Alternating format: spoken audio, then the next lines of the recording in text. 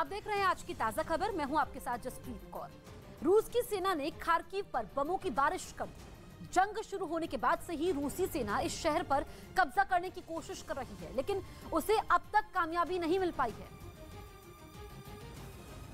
जिसके बाद उसने शहर पर भीषण हमला बोल दिया। रूसी मिसाइलों ने शहर की कई बिल्डिंगों को ध्वस्त कर दिया।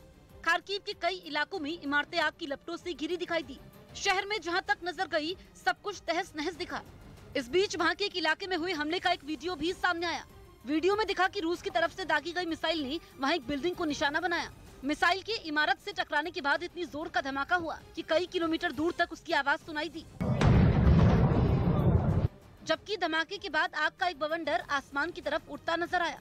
जैसे जैसे आग का ये गोला ऊपर उठता गया, वो और फिर बड़ा होता गया। उसके अंदर से निकली चिंगारियां आसपास के इलाके में गिरने लगी। ऐसा लगा मानो एक बम फटने के बाद वहाँ कई और बम फट रहे हों। आग के साथ वहाँ से निकले धुएं ने भी एक बड़े हिस्से को ढक लिया। यूक्रेन के मुताबिक रूस के इस हमले में खार्किव के एक बड़े रिहायशी इलाके को पूरी तरह तबाह कर दिया। वहीं यूक्रेन के पूर्वी छोर पर मौजूद मारियोपोल शहर पर कब्जे के लिए रूस और यूक्रेन की सेना के बीच भीषण लड़ाई जारी है। कई दिनों से चल रही इस जंग ने शहर को पूरी तरह से खंडहर में तब्दील कर दिया। जंग की वजह से लाखों लोग बेघर हो गए, हजारों लोगों की जान चली गई। लेकिन इसके बाद भी रूसी सेना और यूक्रेन की फौज के बीच शहर को जीतने की लड़ाई जारी है। मारियोपोल में चल रही इस जंग का एक वीडियो भी रूस की तरफ से जारी किया गया, जिसमें पुतिन की सेना के जवान अपने दुश्मनों पर रॉकेट दागते दिखाई दिए।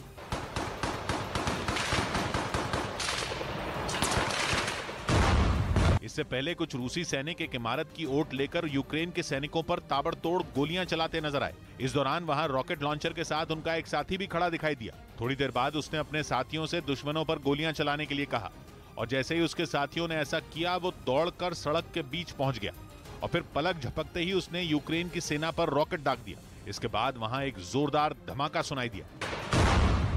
रूस की तरफ से यह दावा किया गया कि उसकी सेना ने मारियोपोल के एक बड़े इलाके पर कब्जा जमा लिया है और शहर के बाकी हिस्सों को जीतने के लिए उसके सैनिक लगातार यूक्रेन की सेना पर पूरी ताकत के साथ हमला कर रहे हैं। सिर्फ मारियोपोल ही नहीं, बल्कि खार्किव में भी रूस ने यूक्रेन की सेना पर जोरदार प्रहार किया, जिसका एक वीडियो भी उनकी तरफ से जारी किया गया, जिसमें रूसी सैनिक यूक्रेन की सेना पर तोप से गोले दागते नजर आए।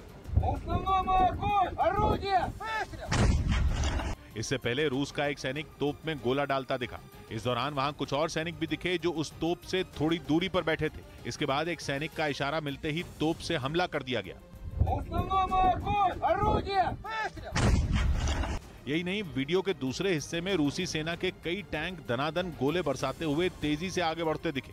टैंकों के साथ साथ रूसी सैनिक भी दुश्मनों पर गोलियों की बौछार करते हुए आगे बढ़ते रहे। इस बीच यूक्रेन ने ड्रोन से बम बरसाकर रूस के T-72 टैंक को तबाह कर दिया। इसका एक वीडियो भी यूक्रेन की सेना की तरफ से जारी किया गया,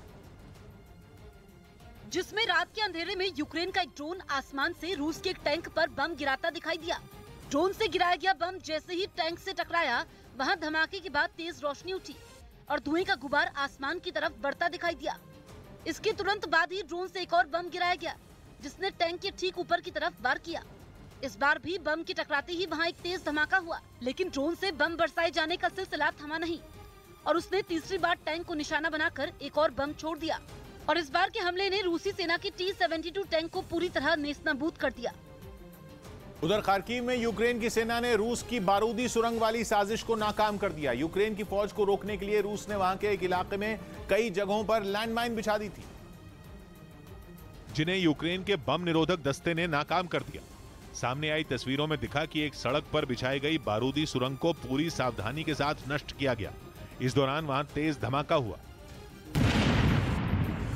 इस कार्रवाई को अंजाम देने से पहले उस इलाके की घेराबंदी की गई, क्योंकि रूसी सैनिकों ने वहां एक दो नहीं बल्कि कई लैंडमाइन बिछाई थी। इसी तरह मकानों के आसपास और खुले मैदान में बिछी बारूदी सुरंगों को भी उड़ा दिया गया। इस काम में यूक्रेन की सेना के जवान भी बम निरोधक दस्ते के साथ जुटे रहे। रूस और यूक्रेन के बीच चल रही लड़ाई के 1 महीने से ज्यादा हो चुके हैं, लेकिन अब ये लड़ाई धीरे धीरे खौफनाक अंजाम की तरफ बढ़ रही है। कई बैठकों के बाद भी स्थिति सुधरने के बजाय बिगड़ती जा रही है। इसी बीच पश्चिमी देशों को पुतिन ने चेतावनी दी है। उन्होंने कहा कि पश्चिमी देश अगर यूक्रेन में दखल देंगे तो अंजाम बुरा होगा और यूरोप में यूक्रेन के शरणार्थियों की बाढ़ आ जाएगी। जंग की वजह से रूस पर आर्थिक प्रतिबंधों की बाढ़ आ गई है। वहीं दुनिया भर से पाबंदियां लगने से भड़के पुतिन ने कहा कि इससे रूस को अपनी टेक्नोलॉजी विकसित करने में मदद मिलेगी।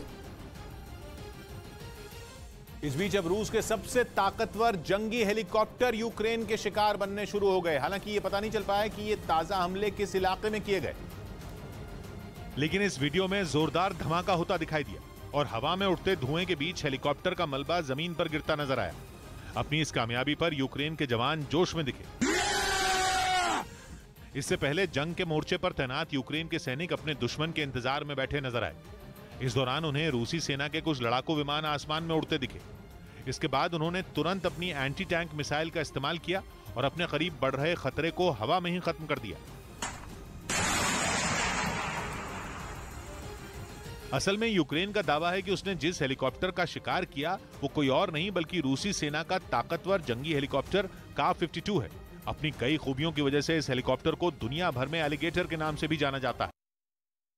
उधर यूक्रेन ने अपने घर में घुसी रूस की सेना पर एक इलाके में एंटी टैंक मिसाइल से हमला बोल दिया। जिस next generation light anti tank weapon से रूस की बख्तरबंद गाड़ी पर निशाना साधा गया, वो इस तरह की गाड़ियों पर ऊपर से सीधे मार करने की क्षमता रखती है, जिसका फायदा यूक्रेन ने उठाया और यूके से मिली इस एंटी टैंक मिसाइल से दुश्मन को टारगेट पर ले लिया। जो वीडियो सामने आया उसमें रूस की एक बख्तरबंद गाड़ी दूर खड़ी दिखी, जिस पर यूक्रेन की सेना ने मिसाइल से हमला कर दिया। जिसके बाद रूस की वो गाड़ी आग की लपटों से घिरी दिखी। लपटों के साथ वहां भारी मात्रा में धुआं उठता दिखाई दिया और वो गाड़ी इस हमले में पूरी तरह तबाह हो गई। बड़ी खबर आ रही है, जंग के बीच यूक्रेन को Mi-17 हेलीकॉप्टर देगा अमेरिका। सैन्य सहायता के तौर पर अमेरिका यूक्रेन को यह मदद देगा।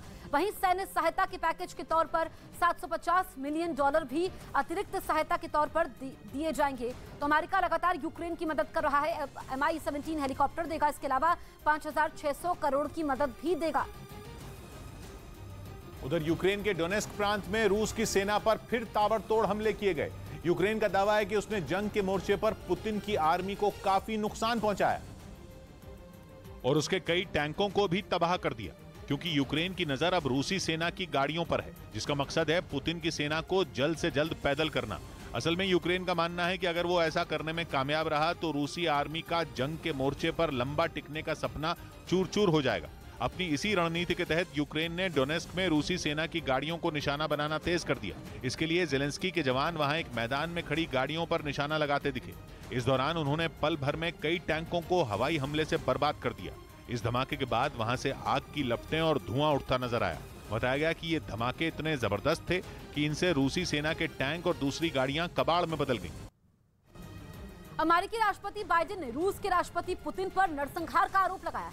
बाइडेन ने रूस पर आरोप लगाते हुए कहा कि युद्ध की वजह से अमेरिका में तेल के दाम बढ़ गए हैं। एक समारोह के समय बाइडेन ने कहा कि अमेरिका के लोगों का बजट और टैंक भरने की क्षमता एक तानाशाह नहीं तय कर सकता। जो बाइडेन ने पहले भी पुतिन के खिलाफ वॉर क्राइम ट्रायल चलाने की बात कही।